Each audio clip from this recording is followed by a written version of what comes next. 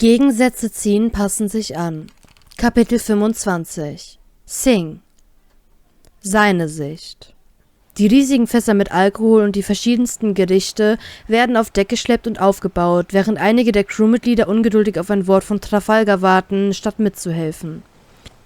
Dan hat um die komplette Reling Laternen aufgehangen, damit spät abends eine gemütliche, beinahe romantische Stimmung entsteht. »Kapitän, die Kleine ist immer noch nicht da«, merkt der Koch besorgt an Trafalgar gewandt an. Kurz lässt der Angesprochene seinen Blick über die versammelte Mannschaft gleiten. »Sie ist wirklich nicht hier.« Missmutig bemerkt er die dutzenden flehenden Blicke seiner Männer. »Fangt endlich an«, befiehlt Trafalgar seiner Crew laut und wendet sich dann wieder Sashi zu. Die Meute jubelt und beginnt den Sake und anderen Alkohol in die Krüge zu füllen.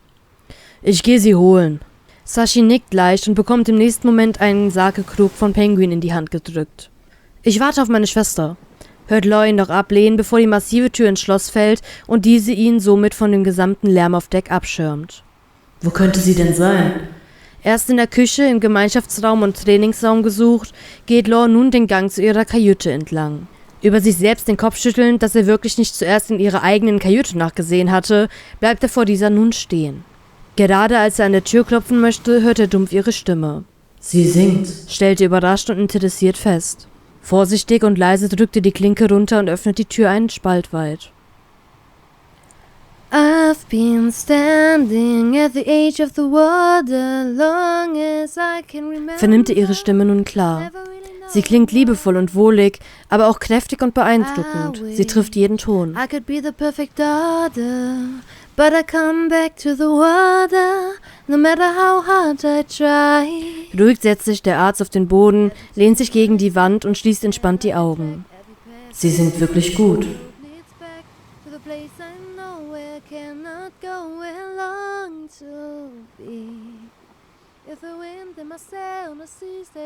Still lauschte ihrer wunderschönen Stimme, wobei er aus Versehen fast beim Refrain mitgesungen hätte. Doch schnell hatte sich die Hand vor den Mund geschlagen und nach ihrer Reaktion gelauscht. Er atmet erleichtert aus, als sie einfach weiter den Refrain singt. Erneut schließt der Arzt die Augen und hört nach ihrer Stimme.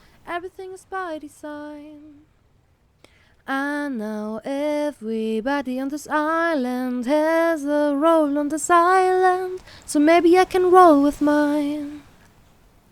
I can live with pride, I can make us strong, I'll be instead afraid if I play along. Singt sie mit einer etwas belegten Stimme weiter, was den Arzt die Augen hellhörig, beinahe schon alarmierend öffnen lässt. Ihre Stimme hat mit einem Mal mehr Druck und es scheint, als müsste sie mit den Tränen kämpfen. Öfters muss sie einen Kloß runterschlucken, weswegen der unbemerkte Zuhörer sich aufrichtet. But the voice inside sing a different song. What is wrong with me? Flüstert sie weinerlich und Stille tritt ein. Leise hört der Arzt sie wimmern, weswegen er sich mit einem lauten Klopfen bemerkbar macht und die Tür ganz öffnet. Das Mädchen sitzt vor ihrem Bett, auf dem ein Buch liegt, welches sie augenscheinlich zuvor gelesen hat. Da ihr Zimmer penibel sauber gehalten wird, fällt ihm das falsch platziert wirkende Buch sofort ins Auge. Erschrocken dreht sich die Jüngere um, wischt sich schnell übers Gesicht und sieht dann zu dem Neuankömmling auf. Trafalgar schließt leise die Tür und bleibt dann unschlüssig mitten im Raum stehen. Was gibt's? Bricht sie die Stille, wobei ihre Stimme weiterhin anders klingt, ungewohnt und nicht natürlich. Die Feier hat bereits begonnen, antwortet er ihr monoton und steckt seine Hände in die Hosentaschen, weiß er nicht, was er sonst machen soll. Oh, ich hab wohl die Zeit vergessen, lächelt sie ihn falsch an und richtet sich auf. Man sieht deine Tränenspur, stellt der Arzt kälter klar als beabsichtigt. Echt? Scheiße. Sie lacht sarkastisch auf, verbeugt sich knapp vor dem Tätowierten und fährt sich erneut übers Gesicht. Dann warte ich noch etwas. Sashi soll nichts bemerken, antwortet sie ruhig und geht ins Badezimmer, wo sie sich Wasser ins Gesicht spritzt. Willst du darüber reden? Fragte sie möglichst gleichgültig und wendet zur Untermalung seiner Desinteresse seinen Blick von ihr ab, als wäre alles andere im Raum um einiges interessanter. Überrascht blickt sie zu ihm auf, bevor sie ihm naiv zusagt. Ja, kannst du Beppo holen? Gereizt nickt er nur. Ich bin der Kapitän, sie müsste mir am meisten vertrauen. Kurze Zeit später hat er Beppo in ihren Raum geführt, bevor er sich unauffällig an seinen vorherigen Platz setzt und dem Gespräch lauscht. Was ist los, Kleines?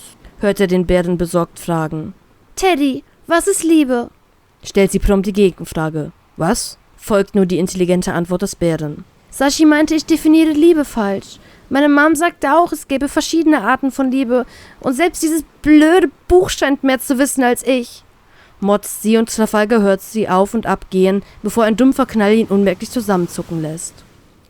Naja, weißt du, es gibt die freundschaftliche Liebe, Bruderliebe, Mutter-Kind-Liebe und die eine Liebe, versucht der Bär hilflos und verlegen zu erklären. Beppo muss auflachen, bevor er weiterredet. Also wir, genau, teil uns einmal in eine der 4 Kategorien auf. Mich? Freundschaftlich, oder? Antwortet sie unsicher. Genau, Sashi dürfte klar sein. Pinguin? Auch freundschaftlich, wobei ich dich etwas lieber habe, antwortet sie gedankenverloren. Sie kann doch nicht deswegen geweint haben. Schiebt sie den Grund nur vor oder beschäftigt sie das wirklich so sehr? Der Kapitän? Hellhörig richtet sich Law etwas auf und lauscht aufmerksam nach der Antwort. Angespannt reckt er sich etwas weiter gegen die Wand, näher an den Türspalt. Ich weiß es nicht, antwortet sie trocken, weswegen Trafalgar fast den Halt verliert. Er ist gewöhnungsbedürftig. Die meiste Zeit beleidigen wir uns nur oder trainieren.